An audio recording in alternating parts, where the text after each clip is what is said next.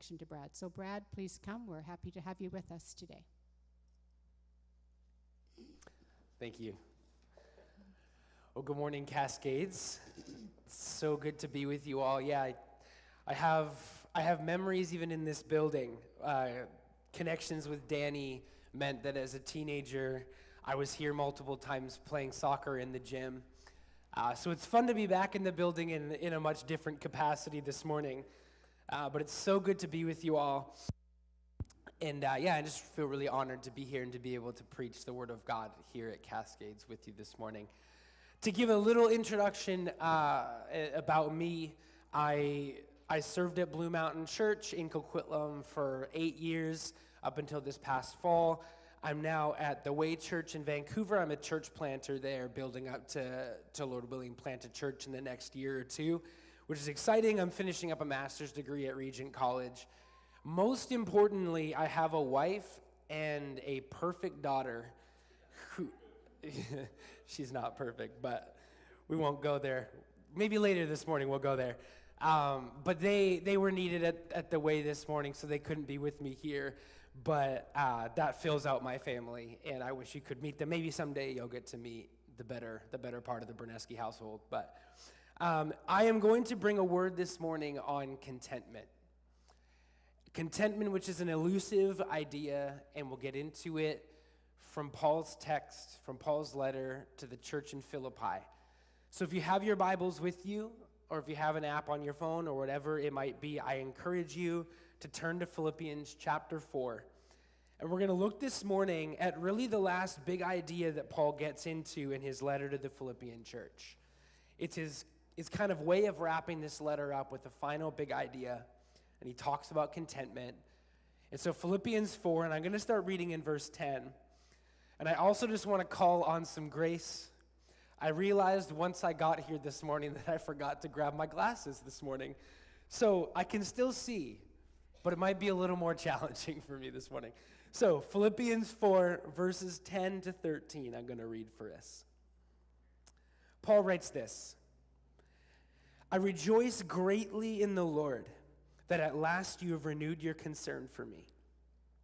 Indeed, you have been concerned, but you had no opportunity to show it.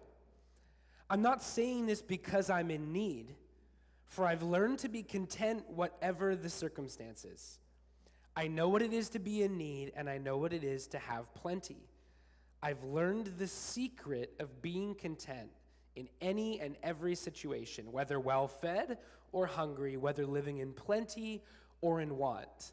I can do everything through him who gives me strength.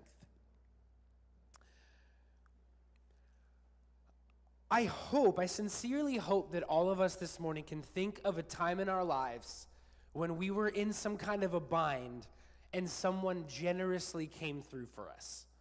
I hope you can think of an example of that in your life. Maybe you were down on your luck or out of work or not enough money to pay the bills. Maybe you were sick in hospital, whatever it might have been, and somebody, whether it was a friend or a family member or a church member or a total stranger, somebody was there for you in that moment. With a place to stay, with a note of encouragement, with a blessed gift brought to your door and dropped off for you, whatever it might be, somebody came through for you in a big way. And I always wonder in those moments, how do you repay someone for generosity like that? How do you even begin to repay someone for generosity like that?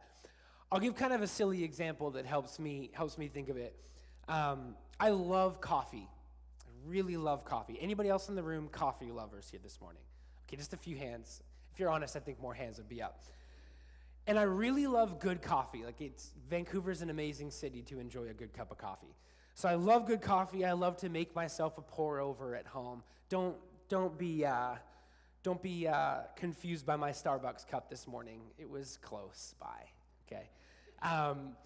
But I love to make myself a good cup of coffee at home, and for years, I eyed this very pretentious, excessive, elaborate kettle that's specifically for making a good cup of pour-over coffee at home.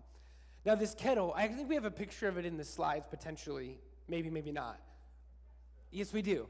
So you can see, it's a very pretentious, elaborate, and I'll say this, expensive kettle. I eyed it for years, probably like 7 years. I like really wanted to buy this kettle. I just thought this will make my coffee experience at home so much better. But I was a pastor and it's expensive. So I eyed it. I kind of like longed for it and I never bought it. I finished up my time pastoring at Blue Mountain not too long ago, and my young adults group had me back, and I was able to speak at this evening event. And at the end of it, they brought me up on stage, and they kind of said like a thank you for the years kind of leading the community, and they presented me with a gift, and I opened it up, and it was this kettle. Apparently, I talked about it enough, so they knew this was an appropriate gift. And I remember opening it up, and like I saw the box, and I'm like, hey, what's actually inside the box? Because it can't be this. This is way too generous. And it's hard when you're opening a present in front of everybody in a very public way to know how to react and respond. You know, you feel kind of under pressure. But I opened it, and I'm like, there's no way. And I was just awed by the generosity of this gift. And I opened it in front of them, and I'm standing in front of this big group of young people who all have like contributed to get me this really generous gift. And I stand there just like, what do I even do or say in this moment? Like, I am so thankful. Well, for starters, you can start by saying what?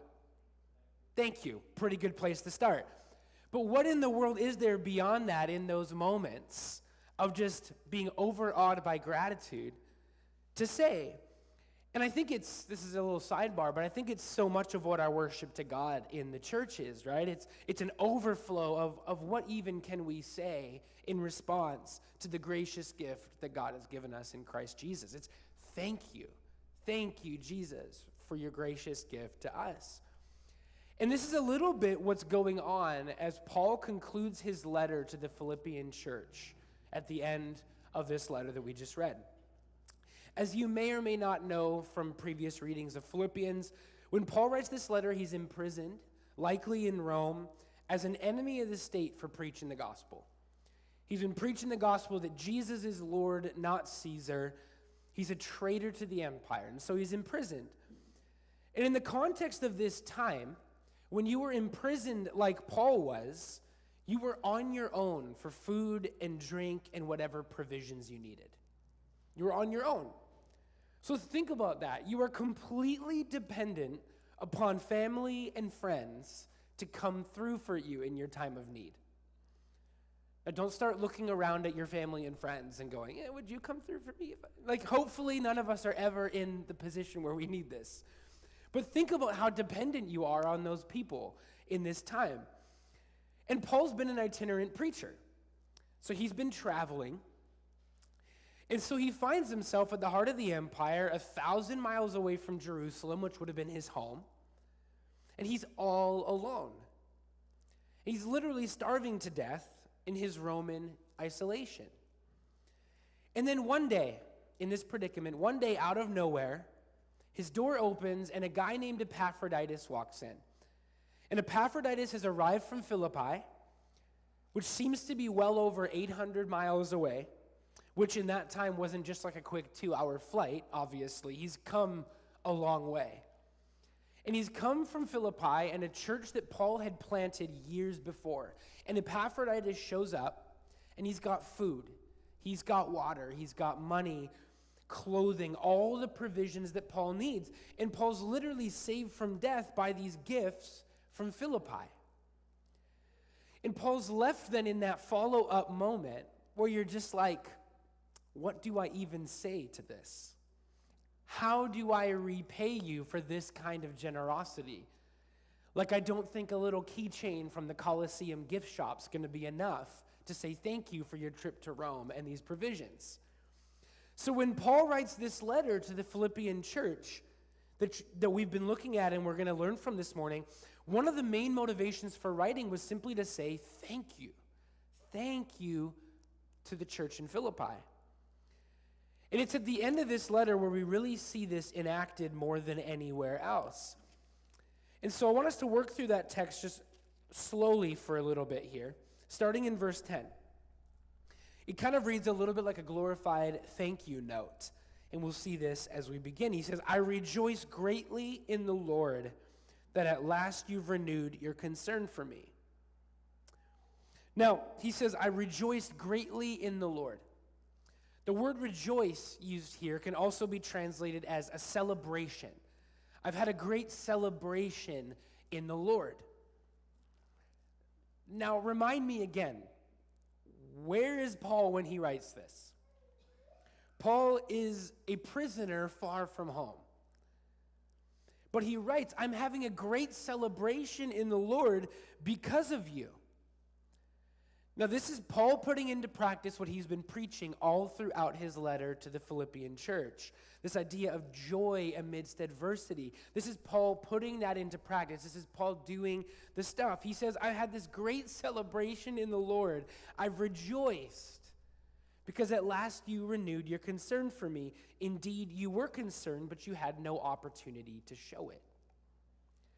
Now, we don't know exactly what he means specifically by you had no opportunity to show it. It might just be because they were 800 miles away and Paul's essentially off the grid. It might have been because the Philippians were not wealthy, so there was some time required to build up the assets to send Paul provisions and support. We're not totally sure. But in essence, Paul is saying, look, you had no opportunity to show it, but you were concerned about me. And that has become abundantly clear. So thank you. Thank you, Epaphroditus. Thank you, church. Your gifts, your money, your food saved my life. You were the family that I needed to depend on for my life, and you came through for me. So thank you. But look as he continues. He says in verse 11, I'm not saying this because I'm in need. We'll pause there. Pardon me, Paul? He says, I'm not saying this because I'm in need. Paul, what do you mean that you're not saying this because you're in need? Of course you're in need. You're in prison. We've been over this. You're about as in need as anyone could possibly be. But he says, I'm not saying this because I'm in need. For I have learned to be content whatever the circumstances. Meaning, I wasn't down, crying, sad or angry, tears, miserable, shouting at God, breaking apart my faith in prison because of what had been done to me. He's like, no, I was having a great celebration in the Lord and starving to death. But I'm having a great celebration in the Lord. I've learned to be content whatever the circumstances. In verse 12, he continues. He says, for I know what it is to be in need, down and out, in poverty, health failing, all alone. Yeah, I know what that is like. Frankly, probably better than any of you. Read the book of Acts. Paul knows well what this is like. And he says, and I also know what it is to have plenty. I know what it is to have more than enough. Food to spare, money to spare, roof over my head, a job, friends, family, to be part of a thriving, passionate church living in harmony and unity. Yes, I know what that's like too. I know both. And this is where Paul starts to sound a little bit like a wellness blogger that you might read today on like a WordPress site or something. You know, one of those headlines where they'll write like 3 steps to a more peaceful life. Maybe you've seen some of these headlines before. 5 life hacks that'll transform the way you live. I changed this one habit and now I'm aging in reverse. You know, those kind of like baiting headlines. Paul says, I've learned the secret to being content. If that's not a baiting headline, I don't know what is. I've learned the secret to being content in any and every situation, whether well-fed or hungry, whether living in plenty or in want. Paul says, I've learned the secret of being content. Just subscribe to my mailing list, right? But the root word secret here that Paul uses is this Greek word moeo. And moeo in the Greek is actually a word that's associated with mystery. And so I was looking up kind of the semantic range for this word. And its first translated definition of moeo was to initiate into the mysteries. And some of what that means is it was a word used by Eastern mystery religion of the first century, where Paul was at. And I heard it kind of equated to like a first century equivalent of Scientology. So obviously super reputable and all that fun stuff. But in these Eastern religions, what would happen was you'd have is what were essentially initiation rituals that you would go through. And you'd go through these initiation rituals in order to discover the secret. In order to discover the secret. And Paul's invoking this as he uses this word moeo. He says he's drawing that out and he's going, I've gone through the initiation rituals. Basically, I've been through the wars. I've gone through it. I'm on the inside. I've found the secret. I've signed up for the mailing list. I've got the secret. Paul claims to have found the secret to contentment. Anyone in the room this morning feel like they could use the secret to contentment? No, just me. Okay, good to know. This whole week, in full disclosure, this whole week as I was preparing to preach this sermon, I was struck by my complete lack of authority to preach such a message. So I'm preaching to myself first and foremost today because I feel very far from being able to say confidently with Paul that I've found the secret to contentment. I'm 100% content. I don't want more money. I don't want a better job. I don't want more stuff. I don't want more square footage. I don't want to be able to someday own a home in this crazy city. No, not me. I'm 100% content. I feel very far from being able to say that confidently. Can you say that this morning? Not me. Because contentment's such an elusive thing, right? And what blows my mind about this passage is that nothing about Paul's circumstances say that he should be content. Even by our present day metrics, nothing about Paul's circumstances say that he should be content. He's not rich. He's in poverty. He's not famous. If anything, he's infamous. He's wanted by the government. He's not married. He's single. In fact, most scholars speculate he was likely a widower. He's not in good health. His body's failing.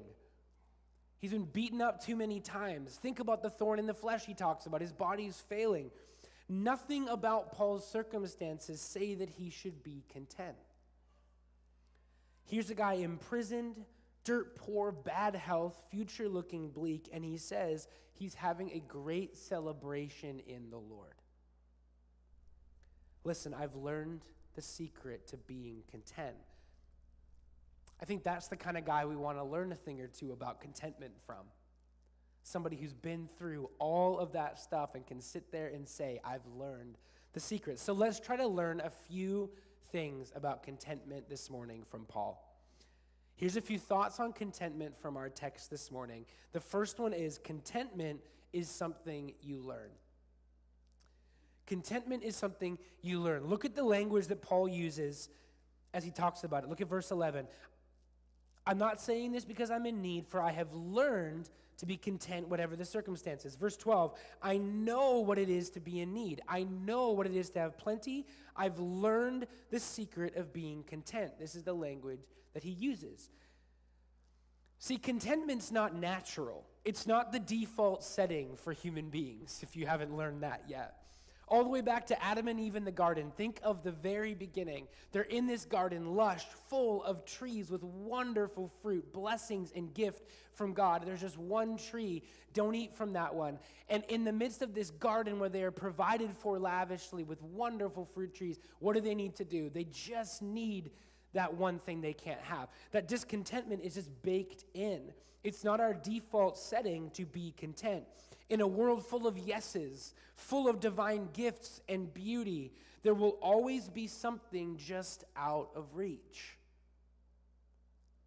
Sure, life's okay now, but when I get married, or when I graduate from school, or when I get that job stability that I've been just like working my tail off for years to get to, or when we're done raising our kids and they've moved out, or when our kids, finally learn to talk and stop throwing temper tantrums. Maybe that's just my experience. There will always be something just out of reach. That's the way that human desire works. I don't know if you can relate to this, but have you ever been driving in a situation where the person who's in control of the music has what I call musical ADD. So what this looks like is you're driving, and they're in control of me. They put a song on, and just as the song's like really getting going, it's really getting good, you're really starting to jive with the music and get into it. Right as the song's getting going, it's about to land at that like great moment. It's getting there, and right as it's about to get there, they're obviously bored, and they cut it off and on to a new song. This is infuriating to me. I'm letting you in on some of my vices here this morning. This is one of my biggest pet peeves. This is infuriating to me. But I think that moment, that crystallized that moment where the song's really getting going and you're really into it, and right when it's about to get to that beautiful climax moment and it's cut off, that moment right there is the human condition. You're almost there. You're almost at rest. Just need a little bit more here, a little bit more there. We're almost there. And just as you're about to get there, something's just out of reach. There will always be something just out of reach. That's a promise. I took my daughter to a park in Mount Pleasant a few weeks back. And it was this amazing park. We get there, and there are 4 baby swings. This is amazing for an urban park. Most of the parks is like 2 baby swings tops. We get there are 4 baby swings. My daughter loves a good swing. So we get there, and they're all available. So I make the parenting mistake, never make this mistake. I make the parenting mistake of allowing her to choose which swing she would desire. So they're all the same, mind you, no difference whatsoever. We walk up to these 4 swings, and my daughter takes her sweet time looking over and analyzing and assessing each individual swing to decide which one she wants to sit on. And this takes a while, and I'm sitting there thinking they are identical. Just pick one. It was my own fault, so I can't get mad. So she eventually, after a while, painstakingly decides on swing number 3. Okay. So I put her in swing number 3, and we're swinging, I'm pushing her. She's having a great time. We're just loving this experience. And then this kid who's a little bit older, this other boy, shows up with his mom. And they come, and they plop down in swing number 4, just next to us. And it was wild.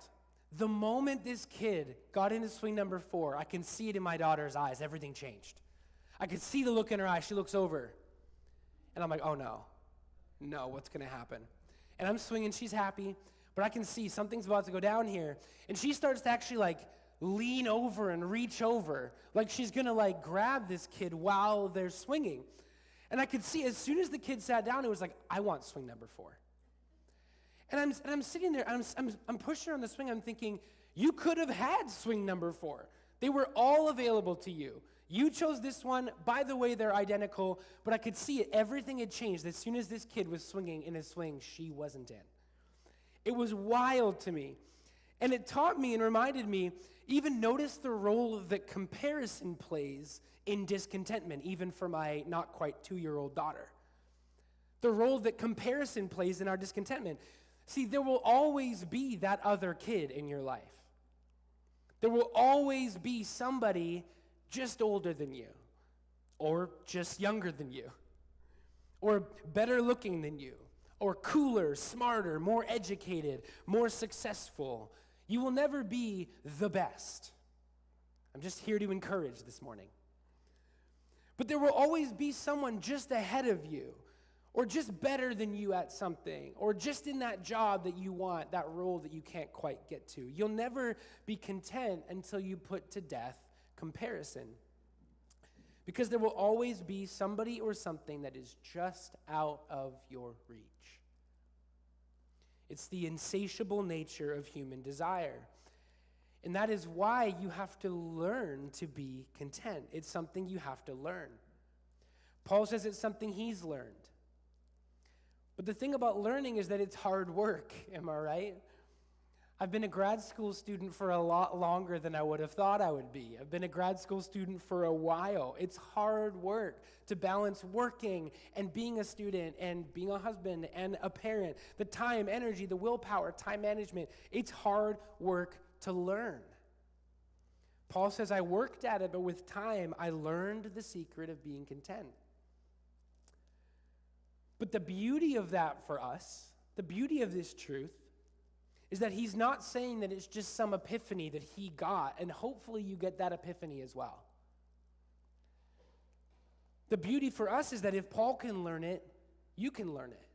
If Paul can learn it, I can learn it. You have the same spirit in you as Paul. If Paul can learn it, I can learn. I have the exact same spirit in me as Paul. So can you. Your life is a laboratory, and you are a student. And every day at that job you want to quit, every day in that school you're tired of, every day in that marriage that isn't healthy right now, every day is a chance to test and probe and examine and learn the secret of being content.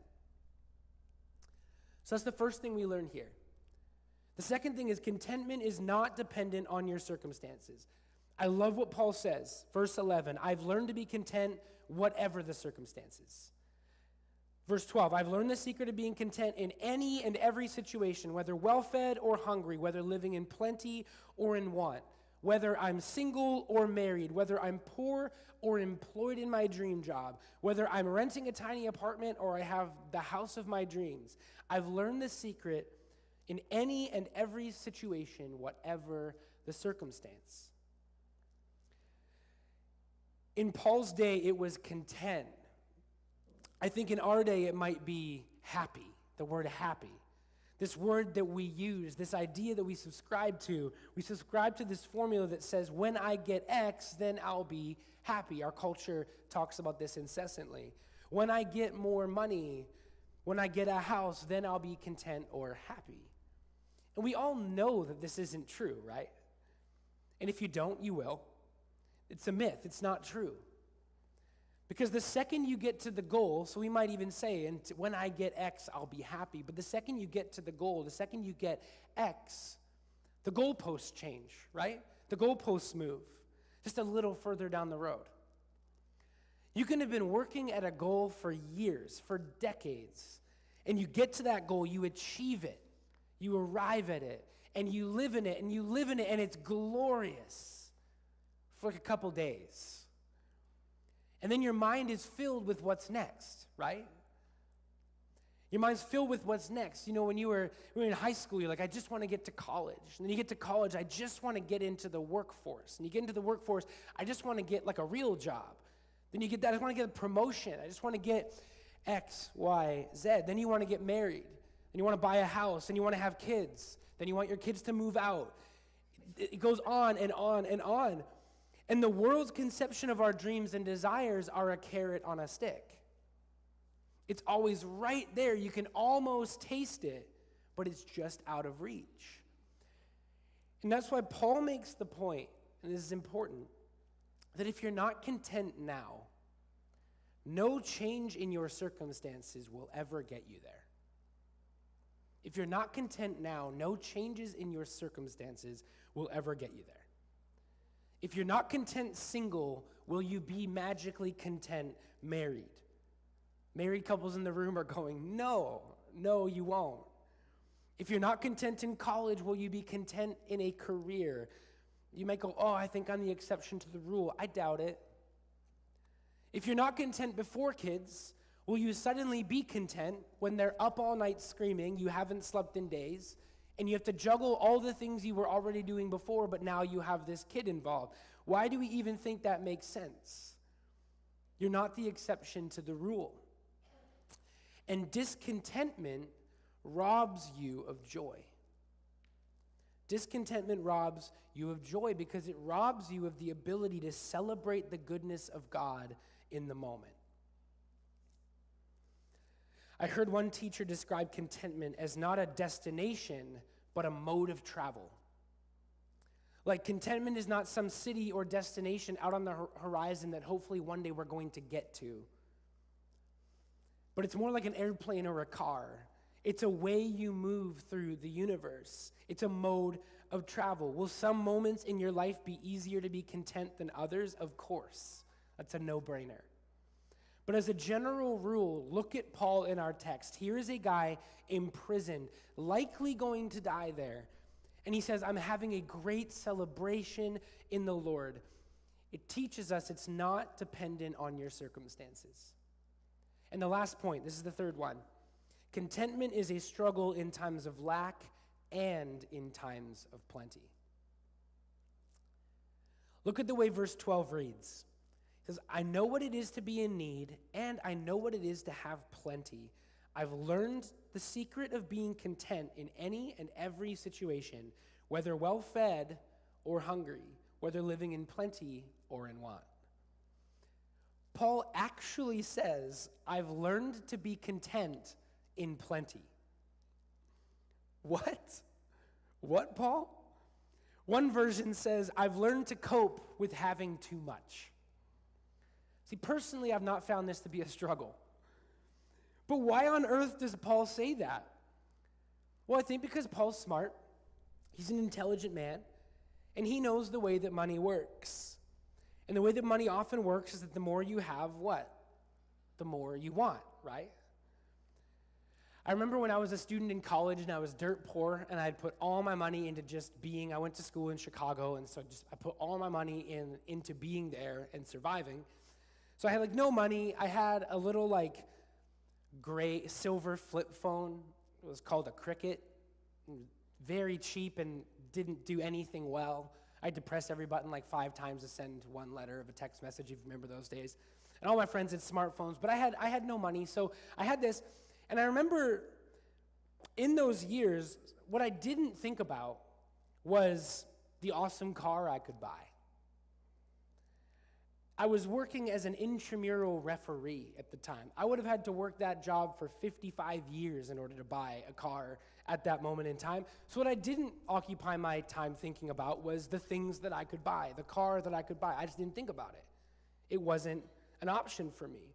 But I remember when I graduated and I moved back to Vancouver and I started working a salaried job as a single guy, and suddenly things were options. And I remember in that season when all that kind of changed and suddenly things were options, and when that happened, now my mind was filled up. Well, what if, I probably need to get that computer. I need a TV. Oh, an iPad would be nice. Okay, great. Well, what if I had, an iPad mini? Oh, obviously I need an iPad mini. I need this, I need that. What if I got this? What if I got that? And now you're sucked in and your mind is filled up with all the stuff that you do not have. Because the human desire for more is insatiable. There's a famous line from John Rockefeller, who's seen as likely the richest man in the history of America. Somebody asked Rockefeller, how much money is enough? And his famous answer was, just a little bit more.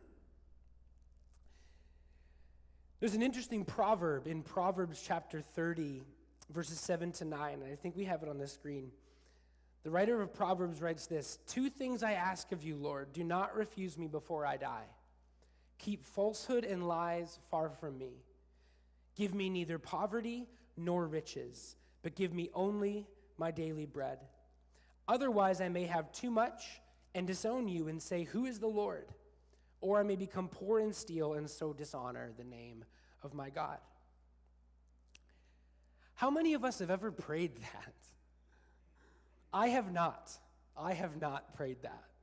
Give me not poverty, sure, I've prayed that. Give me not riches? God, I think I can handle riches. I'll use it for your glory, God, I promise. I think I can handle riches. But seriously, how many of us have prayed that prayer? I have not. God, don't give me poverty. Don't give me riches. Give me just what I need for today. For most of us, I think that sounds like a recipe for incredible anxiety. Give me just what I need for today. But not only does the writer of the proverb pray that, but they say, if I had to narrow it down to 2 prayers, this would be one of them. There's another example in Ecclesiastes, where the writer of Ecclesiastes in chapter 5, verse 12 says this, the sleep of a laborer is sweet, whether they eat little or much, but as for the rich, their abundance permits them no sleep. Because when you have money, when you have stuff, when you have things, now you worry about your money and your stuff and your things. You worry about the things that you have. I'll use that silly example of my new kettle to illustrate this. When I got that new kettle from my young adult community, I was like obsessed with it. I was so excited to use it. I remember the first morning I used it. I had it out, and it was there. It was shiny. It was glorious. In my old kettle, I had this like $20 Amazon thing that I didn't care about. I'd never cared about it. I put it away, and now I had this new one. And I remember it was the first day I was using it. It's like matte black. And I looked over at one point, and I saw this like white mark on it. And I like lost it. I'm like, oh no, and I come flying over. I'm like, what has happened to my new kettle? And it's just a fluff. It's just a fluff. But I was so worried about it. You know what? You know what I had never worried about in that way was my cheap $20 Amazon kettle. Had never paid any attention if there were fluffs or scuffs on it. But now, every day, I've recently got an actual little white mark on my kettle, and it bothered me so deeply for days. It stayed with me. Now that I have this incredible gift, this thing that's valuable to me, now I worry about it. And the writer of Ecclesiastes says, as for the rich, their abundance permits them no sleep. It's an analogy for that very same thing. You worry about your money. You worry about your stuff. Essentially, it's not all it's cracked up to be. The goal is to celebrate life as a gift, whatever it is that you have or don't have. And that contentment is a challenge, Paul's saying, wherever you land on the spectrum of having much or having little. That desire for more, that thirst is insatiable, and contentment or happiness will always be just out of reach. And I don't know about you, friends, this morning, but I want out of that narrative. I want out of the rat race. And Paul says, I've found the secret. I found the secret to being content.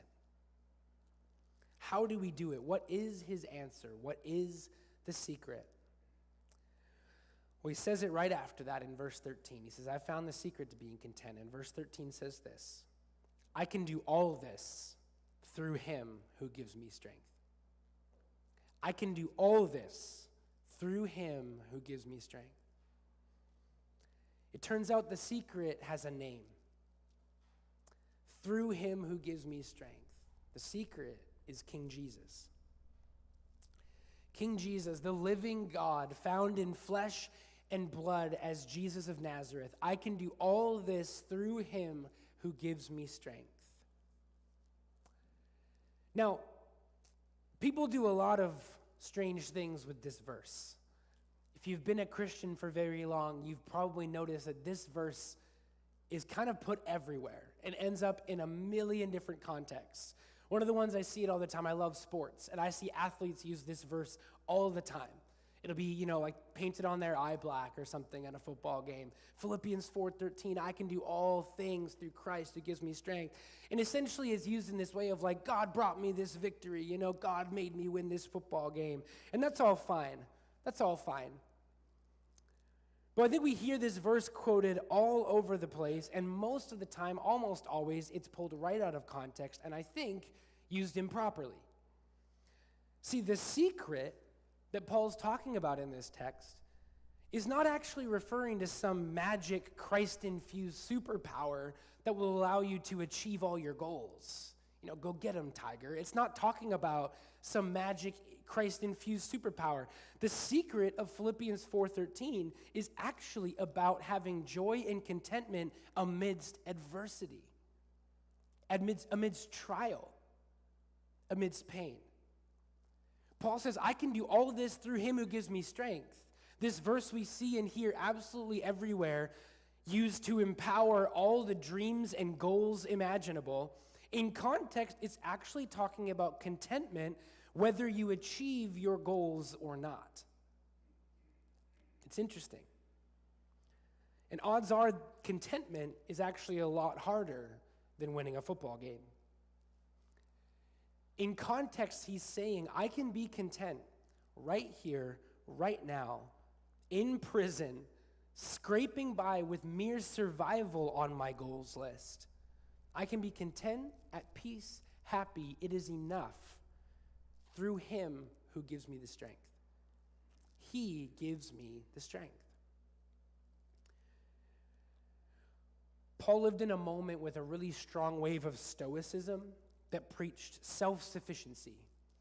detaching from desire. Detaching from desire. Much like Buddhism would preach today and a lot of the New Age movement of our day, detaching from our desire. But in a culture of detachment from desire and self-sufficiency, Paul's actually saying, don't detach from your desires.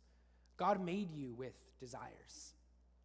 But in dependency, not self-sufficiency, put or attach your desires onto Jesus.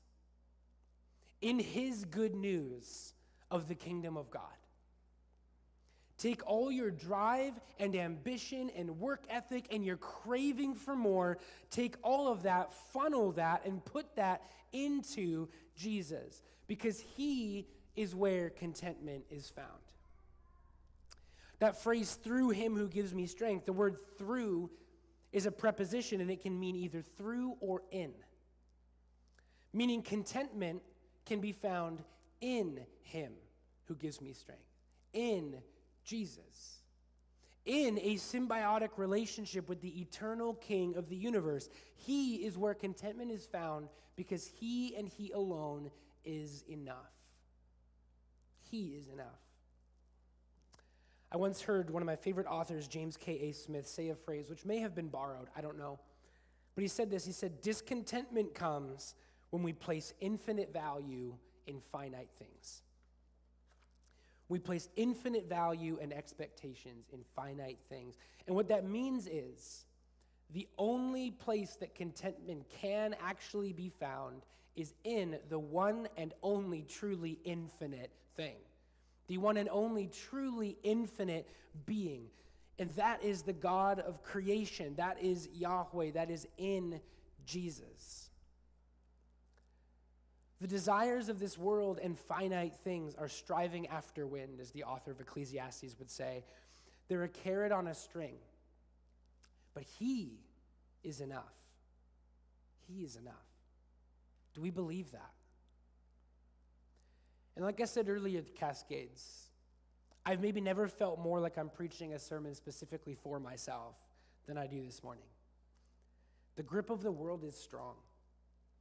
Desire is insatiable and it's hard work. It's a long process of learning to reorient our desires. But he is enough. And he alone is enough. And the question we need to ask ourselves is, do we believe that this morning, Cascades? You can be content right here, right now, with all that you have and with all that you do not have. Not in 6 months, not in 6 years, not when you graduate, not when you're married, not when you retire, not when you have a house. Right here, right now, you can be content because he is enough. And Paul's life is all about Jesus. Paul's like, I'm having a great celebration in whom? In the Lord. Not in the money that you brought, not in the food or the drink that you brought, but he says, because at last you renewed your concern for me. He's saying, because at last you lived out the gospel. You got on the gospel agenda. Paul's rejoicing in the Lord. He's working his tail off for the sake of the gospel. He's imprisoned for it. His life is all about Jesus, the one thing. It's all about the gospel of the kingdom of God. And friends, if and when you and I get to that place where we are all about Jesus, where we are all about his kingdom work, when our minds are filled not with this thing or that thing that we might need or want, but instead about his vision for our lives, his vision for our families and our workplaces and our city, and we're all about his agenda for our world, when we get to that place, he is enough. And that's the secret to contentment. That's it. And so I want to close with a confession, just to tie up the loose end of my kettle story. I want to close with a confession. You know what I did the very next day after getting a generous gift of a kettle that I'd wanted for probably 7+ years? The next morning, I used it for the first time. And then I went on Amazon and started to look for what other upgrades I could make to my coffee setup. I'm not even joking. And I realized partway through that exactly what was going on in my heart, and I repented for it. But it was like, great, I got this incredible gift of a beautiful new kettle that I've wanted for so long. Now what can I get next? What's next? And all I'm saying in telling you this story is that I get it. I get it. And I feel like the last person worthy of preaching a sermon on being content in Jesus alone, I do not have the boldness of Paul to stand up here and tell you that I've found the secret and learned to be content in all circumstances. I so regularly get caught up in what I want to see God do and what I want to see myself do and what I want for my future, basically all the things that I do not have. I get so regularly caught up in those things. Rather than focusing on the moment, on the here and now, and thanking God, having a great celebration in the Lord for what I do have, which begins with Jesus. And it robs me, and friends, it robs each of us of joy. It robs us of joy. Joy amidst adversity. It's what Paul's been talking about all along through the book of Philippians. Joy amidst adversity. He says, I can do all that. I can have joy amidst adversity. I can be content no matter the circumstances. In Christ, who gives me strength. In Jesus. Because he is enough. And he's the only person who is. Do we believe that, Cascades? Let me pray.